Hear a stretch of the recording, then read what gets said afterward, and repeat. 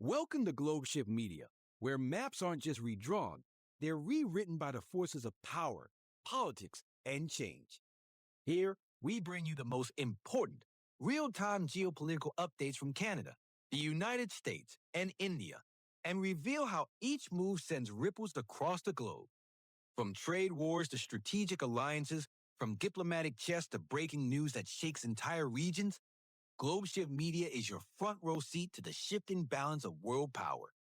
Make sure to like and subscribe to GlobeShift Media so you never miss the stories that shape our world.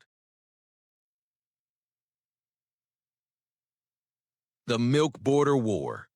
Inside the bitter, complicated fight for Canada's dairy aisle. Trade policy analyst and award-winning investigative journalist. August 22, 2025. America, Toronto. The rhetoric is at a rally of former and would-be future President points north. Canada, he declares, they have tariffs of 300% on our farmers' milk. It's a disgrace. They're cheating. The crowd boos on cue. The soundbite loops on news channels, simple and explosive. But the truth of the U.S. Canada dairy trade isn't found in a rally cry. It's buried in the labyrinthine fine print of trade agreements, in the cold reality of shipping logs at border crossings, and in a decades-old Canadian policy that has become the ultimate political lightning rod. It's a story not of a simple villain, but of a deeply complex, managed market that defies easy explanation, and that complexity itself has become the central battleground in a trade war of words that has very real consequences for farmers and consumers. On both sides of the 49th parallel, this isn't just about milk. It's about a clash of economic philosophies, a test of a landmark trade deal, and a high-stakes political game where fact and friction are often deliberately confused. The bedrock of the battle, Canada's supply management.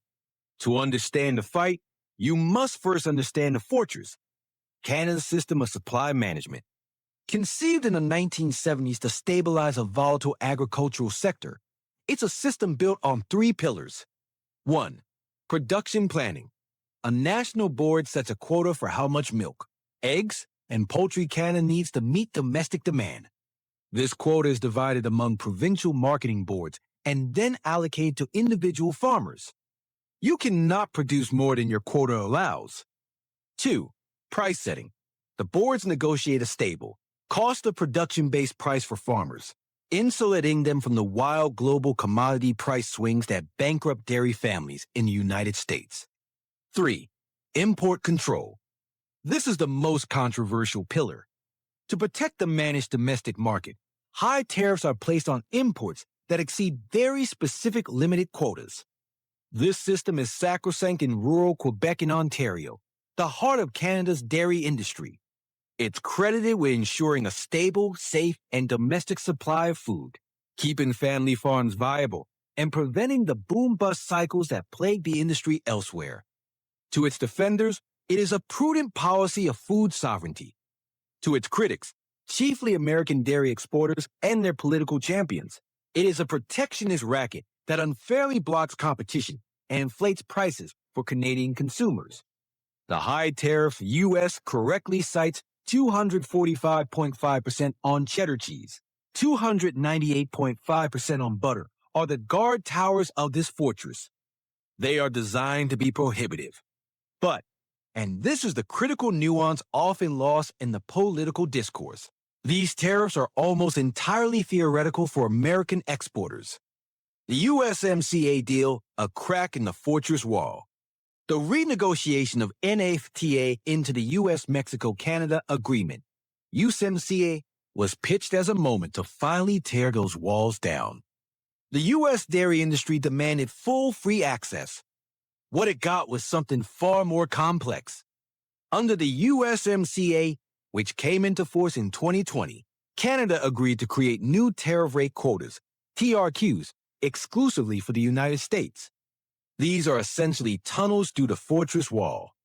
For 14 categories of dairy products from milk and cream to cheese, yogurt, and ice cream, a specific amount can now enter Canada at a 0% tariff. The deal stipulated that these quota amounts would increase slightly over time, granting the U.S. marginally more access each year. This was hailed as a win by the U.S. administration, and on paper, it was a concession. But the USMCA left the fundamental structure of supply management intact. The high tariffs for any goods over the quota limit remain unchanged. From an expert on Canadian agricultural trade and research lead at Agri-Food Economic Systems, confirmed to CNN, an analysis of Canada's published tariff list shows these staggering tariff levels were identical in 2017-2020 and remain so in 2025. They did not, contrary to some claims, spike under the previous U.S. administration. The real story, however, is what happened next. The United States has consistently failed to fill these new, hard-won quota tunnels. The central mystery: empty quotas and a battle of blame. Here lies the central paradox of the current trade tension. The U.S. is not hitting its allowed zero tariff maximum in any dairy category. In many, notably including fluid milk, it is not even reaching half. In practice, these tariffs are not actually paid by anyone, Canadian experts stated plainly. If the gate is open, why aren't more American products rushing through? This is where the accusations fly, and the real, gritty trade war is being fought not with tariffs, but with paperwork and procedure. The U.S. dairy industry, represented by groups like the International Dairy Foods Association, IDFA, lays the blame squarely at Canada's feet. They argue that while the USMCA opened the quota, Canada is using administrative roadblocks to effectively padlock it. The primary issue is that we can never even fill the quota to begin with, argues IDFA Senior Vice President of Trade and Workforce Policy. They claim Canada unfairly allocates quota access to Canadian processors and distributors rather than use producers, imposes onerous licensing requirements, and creates a system so cumbersome and slow that it becomes economically unviable to ship. Canada, in their view, is technically complying with the letter of the USMCA while violating its spirit by making it harder and harder to actually use the access granted. The U.S. administration agreed. In 2023, it took the unprecedented step of launching a formal dispute settlement case under the USMCA, arguing that Canada's administration of its dairy TRQs was inconsistent with its commitments. After a tense panel process, a ruling largely sided with the U.S., forcing Canada to adjust how it allocates its quotas. Canadian officials, for their part, maintain they are playing by the rules and that market forces and competition from other global suppliers, like the EU, which also has a trade deal with Canada, are factors. The bigger picture, a grain of sand in a beach of trade. For all the political sound and fury, it is crucial to zoom out. The dairy, egg, and poultry sectors governed by supply management are a notable exception to the rule of North American trade. As the U.S. Department of Agriculture notes, under the original NAFTA and now the USMCA, almost all U.S. agricultural exports to Canada face zero tariffs or quotas. The relationship is not one of closed doors, but of wide open borders for the vast majority of products. The data is staggering and directly contradicts the narrative of closed Canadian markets. Canada is the world's second largest export market for U.S. agricultural products as a whole, purchasing a record $28.4 billion worth in 2024. From American grains and meats to fruits and vegetables, the Canadian supermarket and dinner table are deeply integrated with U.S. supply chains. Even for dairy specifically, Canada is the second largest U.S. export market, buying over $1.1 billion in American dairy products in 2024. This figure has not shrunk. It has grown steadily, nearly doubling from the approximately $625.5 million exported a decade prior in 2015. The trade is happening. It's just happening within a tightly managed framework that both sides are constantly litigating and leveraging. The road ahead. More storm clouds on the horizon. As of August 2025, the situation remains tense. The USMCA panel ruling has forced some procedural changes in Canada, but U.S. exporters and industry groups are watching closely to see if these changes translate into tangible, increased sales. The political climate adds fuel to the fire. Campaign trail promises to get tough on Canada ensure the issue will remain at the forefront of the bilateral relationship, regardless of who is in the Oval Office. The fundamental conflict is unresolved. Canada shows no political will to dismantle its supply management system, a third rail in national politics.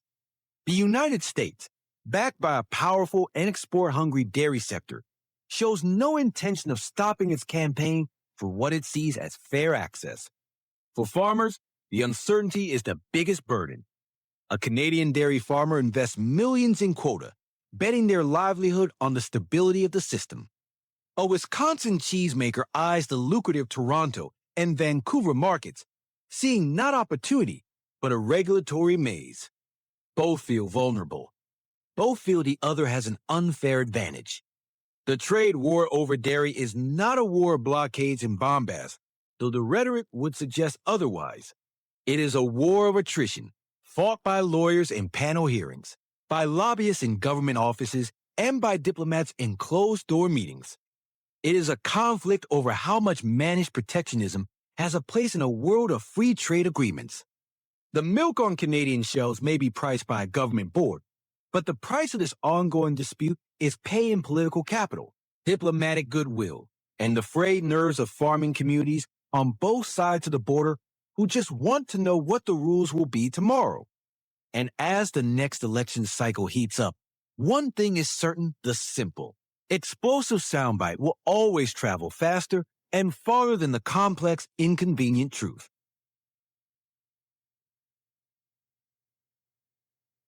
You've been watching GlobeShift Media, decoding the shifts that redefine nations and redraw the world map. Stay informed, stay ahead, and remember to like and subscribe to GlobeShift Media, where every shift matters.